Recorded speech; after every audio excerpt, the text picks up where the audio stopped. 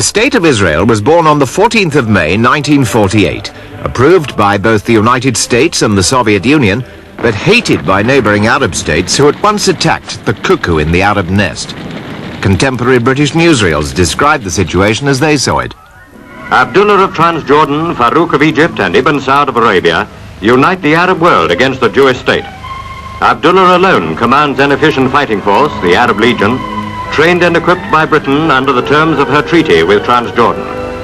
Unless United Nations declare Abdullah the aggressor, Britain remains bound by the treaty.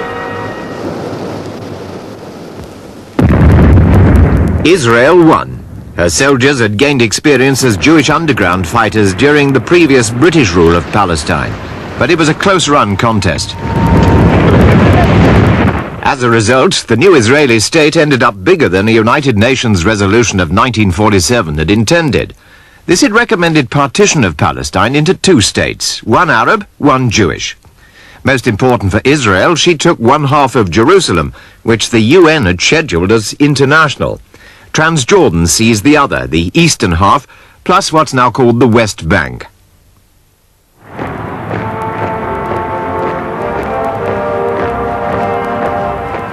The British had ruled Palestine under a League of Nations mandate from 1922 to the birth of Israel. It was a turbulent period, with Britain paying the price of conflicting promises made to Arabs and Jews. Jews had been promised a national home in Palestine, so a regular flow of immigrants began, which Palestinian Arabs living there resented. Hitler's Holocaust in Europe added to the post-war immigration pressures.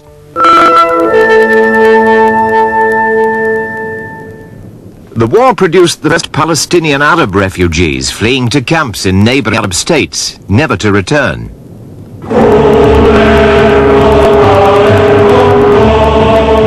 Jews, by contrast, were flocking in. Israel's proud boast then was of making the desert bloom. Under the law of return, any Jew could become an instant citizen. Immigrants came, particularly from Arab states where Jewish life had become difficult because of antipathy to Israel. They were needed to build the new state, which forged ahead fast in the 1950s.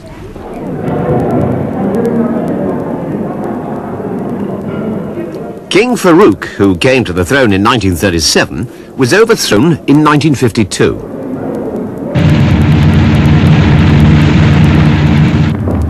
Colonel Nasser, who later became president, emerged as a popular leader, modernizing Egypt, seizing big land holdings, starting grandiose developments such as the Aswan Nile Dam.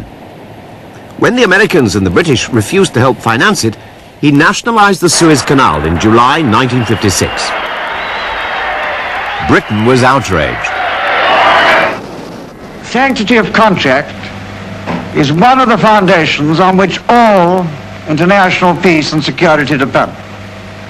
And if governments are not prepared to observe those contracts, if they can with impunity tear them up, then we are, in our judgment, striking at the foundations of peace and security.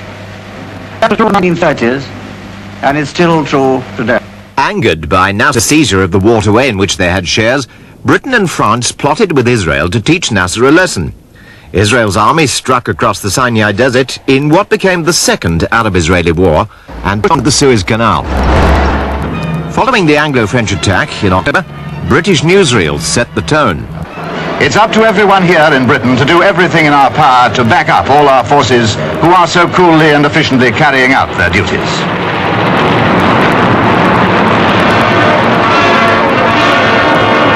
Down below we can see a bridge that's been blown up.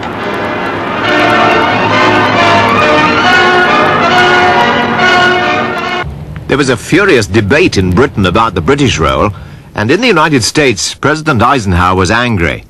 The United States was not consulted in any way about any phase of these actions, nor were we informed of them in advance.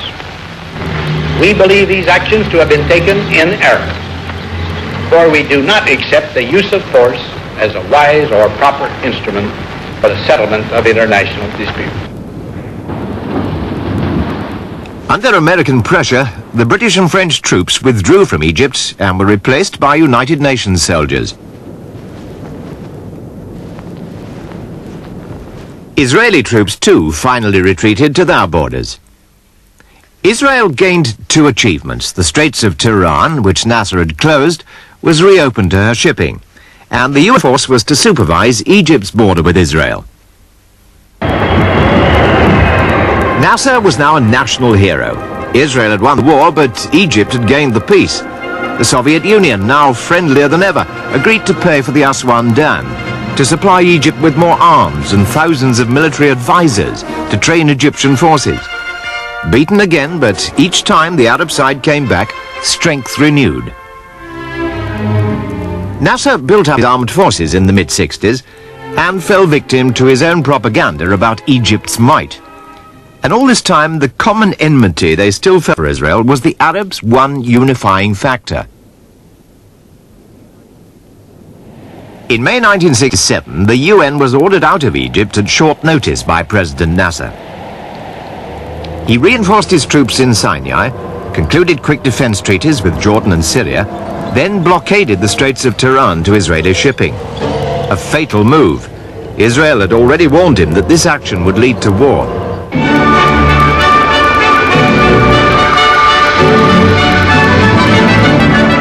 On the 5th of June, Israel struck.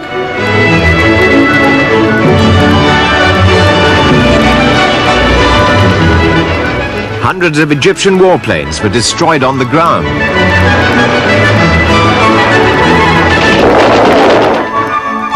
Jordan was given the chance to stay neutral, but King Hussein felt he had to support Nasser. His aircraft too were destroyed, along with Iraq's and Syria's.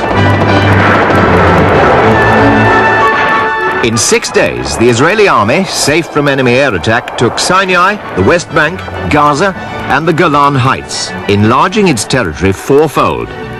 But there was a price. Above all, Israel reunited Jerusalem, seizing the eastern half from Jordan and annexing it almost at once.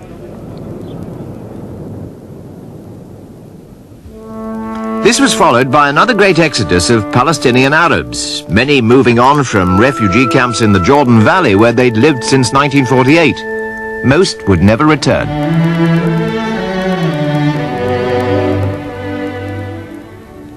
The UN Security Council met, but the war was so quickly over that the UN could do little but pass Resolution 242 in November 1967, calling on Israel to withdraw from occupied territories.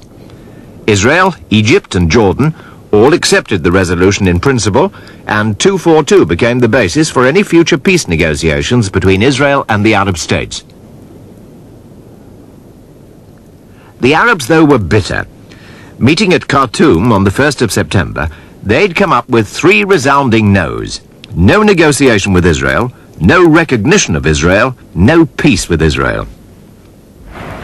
Palestinian Arabs outside Israel now reorganized themselves into the Palestine Liberation Organization, or PLO, to fight their cause. Yasser Arafat, the PLO chairman, came to symbolize their struggle.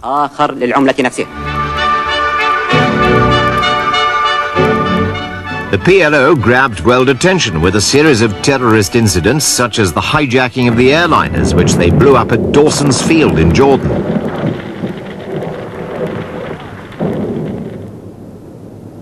And at Lod Airport in Tel Aviv in May 1972, when nearly 100 people were killed or wounded. And the murder of Israeli athletes at the 1972 Munich Olympics.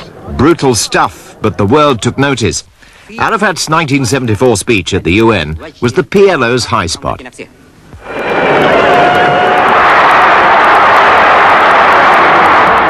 Egypt, meanwhile, had lost its champion. In 1970, Nasser had died, receiving a hero's funeral.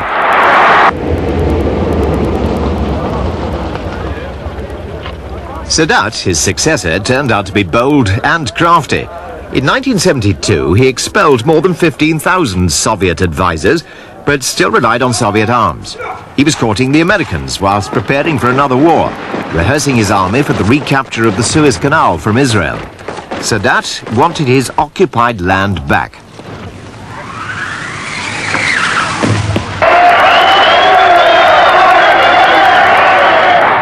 He re-established Egypt's broken links with King Faisal of Saudi Arabia.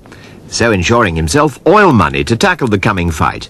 And he teamed up with Syria, whose President Assad was to be an ally vital to his plans.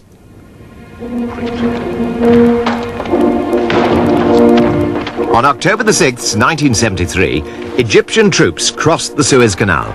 Syria attacked simultaneously in the east.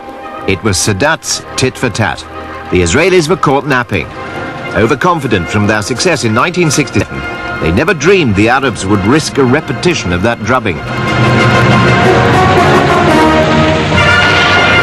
Egypt's jubilation was short-lived. After wobbling perilously for 2 or 3 days, Israel fought back.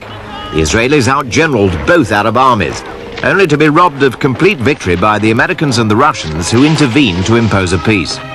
Each superpower saw the danger that Middle East war could suck them in, not to collaborate, but to clash.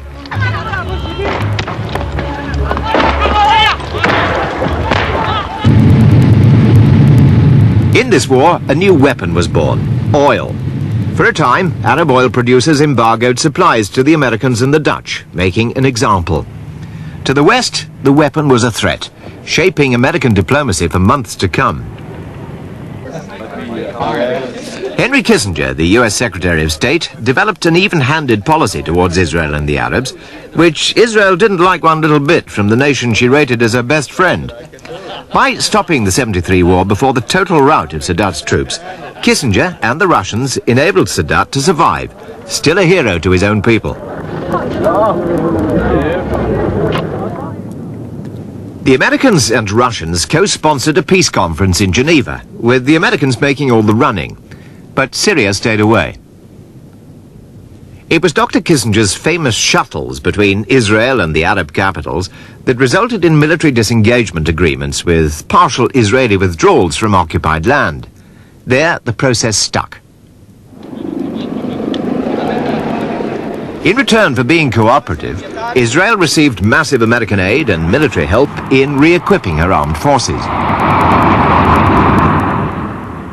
But Israel's long-ruling Labour Party paid the price of financial scandals and for stories of unpreparedness in 1973. Menachem Begin, the Likud opposition leader, was elected Prime Minister in 1977.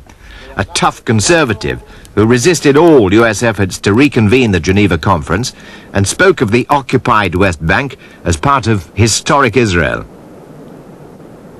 Jimmy Carter, now American president, had been trying to breathe life into the deadlocked peace process, inviting both Palestinian and Soviet participation. The one alarmed Begin, the other Sadat. Egypt's president played a trump card. On November the 19th, 1977, he flew to Jerusalem, to the heart of enemy territory.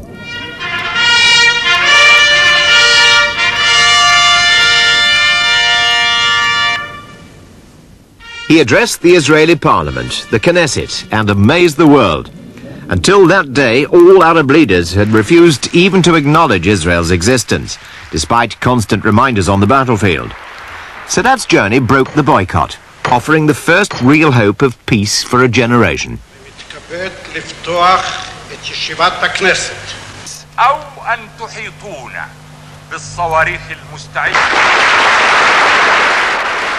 Other Arab leaders, though, were furious with him for breaking ranks. Even so, it took President Carter himself summoning Sadat and Begin to talks at Camp David in the United States almost a year later in 1978 to make anything concrete out of Sadat's extraordinary journey.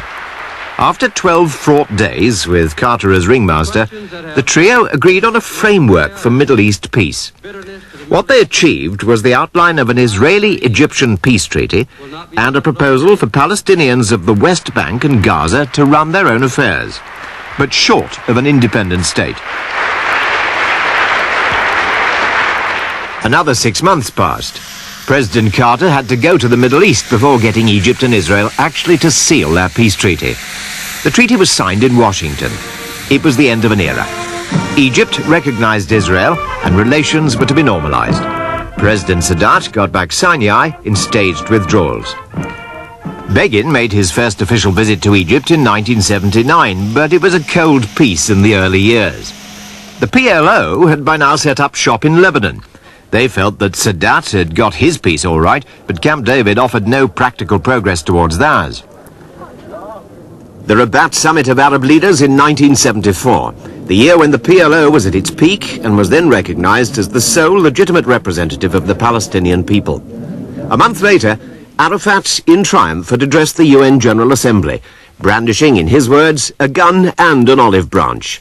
Neither was to profit the Palestinian cause much.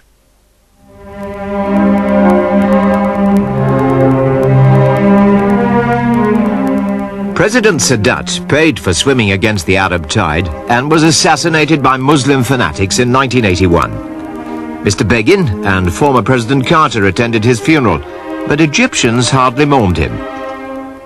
Hosni Mubarak became president and custodian of the peace with Israel. With the Arabs, as ever, at sixes and sevens, Israeli settlement of Jews on the occupied West Bank speeded ahead. Ariel Sharon, the minister responsible for settlement, produced a plan for 2 million settlers within 20 years. Time was beginning to run out for the Palestinians. The PLO presence in Beirut and Lebanon had become increasingly bloody. The Syrian army had been forced to intervene against them there in 1976. The Palestinians were dealt a devastating blow when Israel invaded Lebanon in June 1982, launching its army against PLO sanctuaries there. Egypt's President Mubarak was hugely embarrassed, since Israel's invasion was made possible because Egypt was no longer a potential Arab enemy. Codenamed Peace for Galilee, the invasion's stated aim was a quick strike to clear away PLO forces within rocket range of Israel's border communities.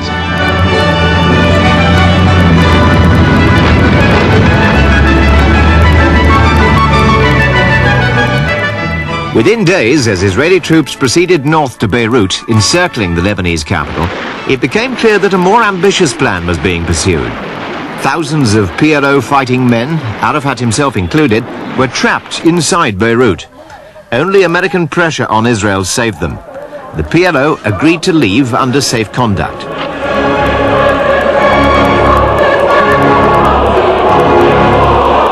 The Palestinians kept a stiff upper lip, but their evacuation was a huge defeat.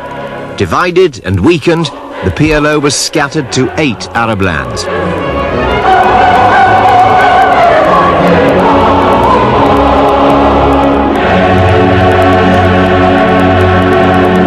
From then on, for Israel, it was all downhill. Far from weakening Syria's hold on Lebanon, 3 years of Israeli occupation left President Assad of Syria master of the scene. Israel's protege, Bashir Gemayel, a young Maronite Christian and Lebanon's new strongman, was elected in August 1982. 3 weeks later, he was assassinated. Bashir had not been acceptable to the Syrians. Amin Gemayel succeeded his brother Bashir. Reluctantly, he signed a normalization treaty with Israel. But within a year, in March 1984, Assad of Syria had forced him to cancel it. An American-led multilateral force tried to bolster the Gemayel regime, but Syrian influence put paid bloodily to their intervention. 240 US Marines were killed when their Beirut headquarters was blown up in October 1983. Israel's attempt to play Lebanese politics only undermined Gemayel and isolated Israel's erstwhile Maronite Christian friends, profiting Nabi Berri, the leader of Amal, the Shia Muslim private army, profiting above all President Assad. Not at all what the Israelis had intended. In September 1984, a new Israeli government under Shimon Peres resolved to cut its losses, deciding to withdraw its troops from Lebanon unconditionally. Its aggressive bid to control Lebanon and influence Arab politics had failed. But luckily for Israel, its peace with Egypt survived the war.